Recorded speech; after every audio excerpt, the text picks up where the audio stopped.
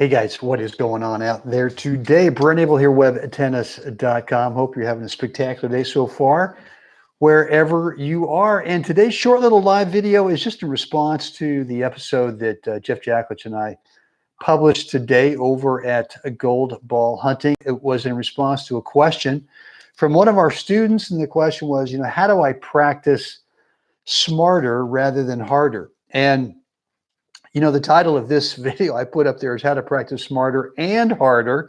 And the reason for that is, I look at my practice sessions in kind of two different ways. Is number one, when I want to practice smarter, I tell you what, I used to be kind of the worst in that I would practice harder and it wasn't smarter. And I finally broke them up into two different categories. And the first one was, well, how do I practice smarter? Well, that is after every match, whether it's a tournament match or a league match or even a practice match, I don't care if I've won or if I've lost. The thing I want to come away with, what's the one thing that I could do better at from that match that I just played? And again, whether well, I should say that lots of times we win matches and we just kind of shut it down, right? We don't really go back and kind of have an objective analysis of what we just did in that match, right? And the same thing sometimes when we lose a match, the last thing we want to do is kind of think about it.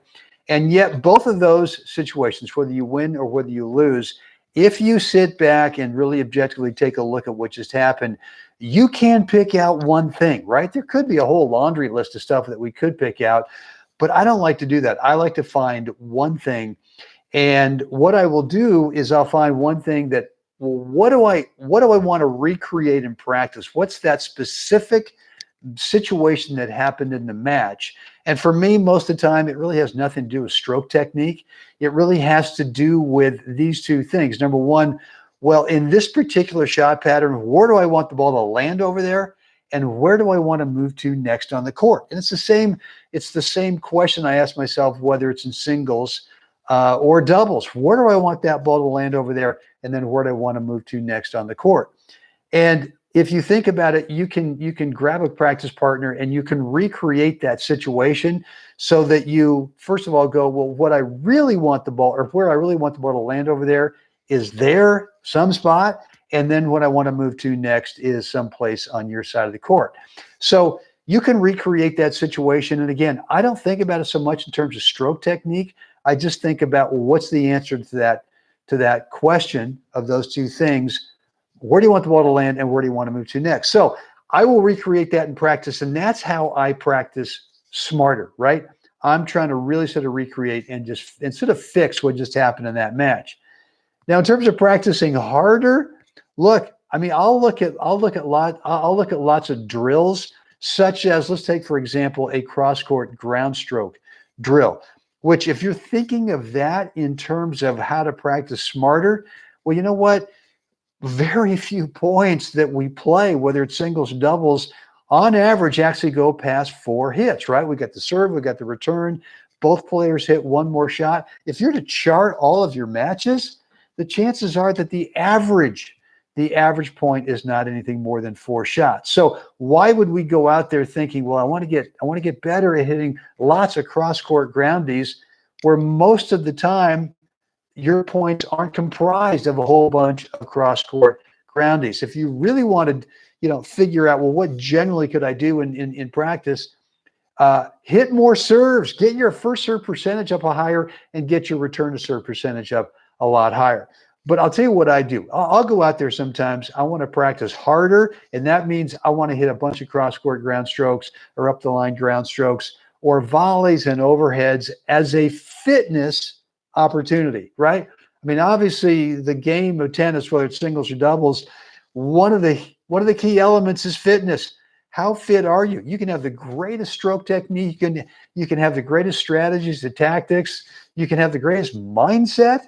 But you know what? If physically you're not fit, then you're gonna struggle, right? You might be okay for a set, but then eventually you're going to start to wear out endurance-wise, and obviously you don't want that. So I'm going to look at a lot of drill sessions in terms of what might be considered practice. Sure, I'll go out there and I'll drill cross court for 5 or 10 minutes. just to see how much can I hustle? How can I outwork this drill? Not so much to get better in terms of technique and all that stuff, but just as a pure fitness opportunity. So guys, just a real quick video today. I'm not going to spend a lot of time going over this. I'm sure that you get the message that there's a way you can practice smarter and there's a way that you can practice harder, and both of them have really good payoffs. So look, 2 things today. Number 1, I want to read and respond to your comments. What's on your mind from today's short little video? It could be on this practice, smarter and or harder. I'd love to read that and respond, or it could be something else. What else is on your mind with your tennis game, whether it's a comment or whether it's a question? I'd love to see it and then be able to respond to it. And then thing 2 is your topspin serve. Are you having problems with, number 1, getting really worried about double faulting? Are you double faulting? Or every time you miss a first serve, are you really concerned about missing that second serve and double faulting and then just barely pushing in the second serve, which is okay, you're not double faulting, but you're just putting in this little sitter for that, a little fat sitter for that returner, whether it's singles or doubles, for them to be able to take advantage. And you know what? You're under the gun right off the bat, from that return. So look, if you're struggling at all with your topspin serve, I want to help you make it so good that you get a lot of confidence that you can actually use it as a first serve from time to time, right? And the way to do it is to get some fundamentals. I can help you really clear up any confusion with a short course that I've got on it that's really going to show you the fundamentals of how to impart that upspin in such a way that you get power, but you get depth and you get a nice bounce out of that service box over there.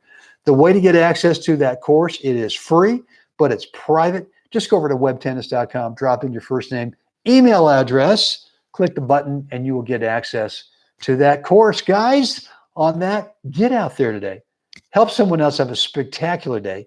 And I will see you on the next live YouTube video.